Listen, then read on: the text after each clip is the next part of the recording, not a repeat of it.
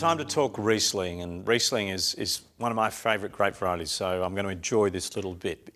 Riesling originated in Germany, and it's still today the principal quality wine grape in Germany, although Pinot Noir is on the ascent. But Germany makes some wonderful Riesling, especially through the Rhine, Rheingau and the Mosel River areas, not to mention many other regions in Germany.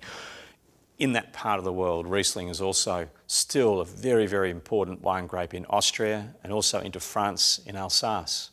In wine's new world, Riesling is particularly important in Washington State in the United States of America, to a lesser extent in New Zealand, but very, very important to Australia. And in Australia, we have three regions that really stand above all others, perhaps, in terms of their ability to create great Riesling. And those regions are the Clare Valley and the Eden Valley in South Australia and the Great Southern in Western Australia.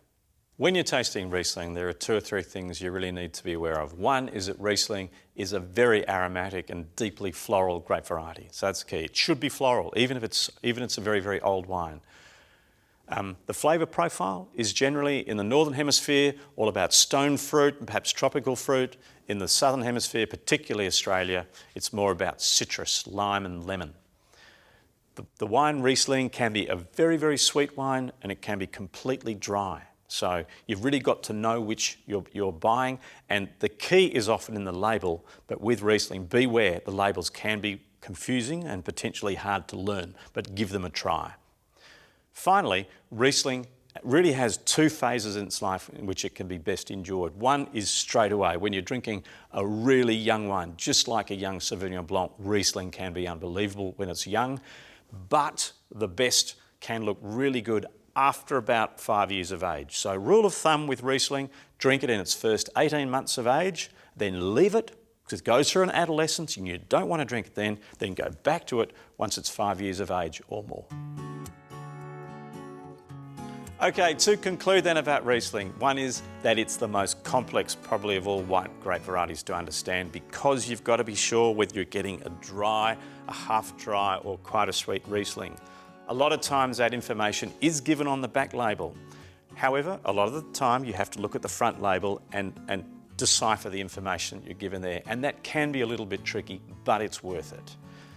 Secondly, with Riesling, there isn't a white grape variety more able to express its site or terroir in the world more than Riesling. So as you experience the journey of Riesling, perhaps through Germany, France, Austria, into the New World, Australia and New Zealand, you will experience an incredible diversity of wine, and that does make it a rewarding journey. Finally, drink it when it's very, very young, before it's 18 months of age or after that 5 years of age. Don't be caught in between, and you'll find it an incredible and rewarding journey through white wine. Okay, now to actually taste one serious Riesling, and the one I want to show you today is from Petaluma in the Clare Valley in South Australia. This is from the pretty challenging vintage of 2014. So it'll be interesting to see what Andrew Hardy and his team have been able to come up with in a pretty tough season. So looking at the wine, once again, with an unwooded white wine, you don't expect to see too much depth of colour or too much evolution of colour. And that's just a lovely sort of typical young green colour, just a tinge of gold appearing, but that's absolutely perfect for a young Riesling.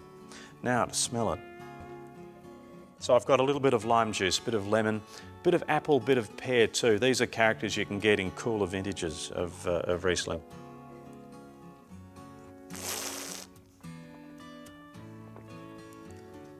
Very intense. Typical Riesling intensity right at the front of the mouth.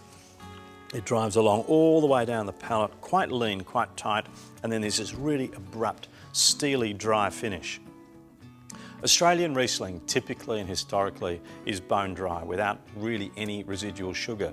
The current trend in Australia, however, is to perhaps be a little bit more European and to make Riesling that has a little bit of residual sugar, or else quite a lot of sugar, which you then have to balance with acidity. This wine is dry, so what we've got is the acidity just works tightly with the structure, the length of fruit and the alcohol to create a seamless, long, tight, beautifully balanced wine. So Petaluma have actually done a great job here in a very, very difficult season.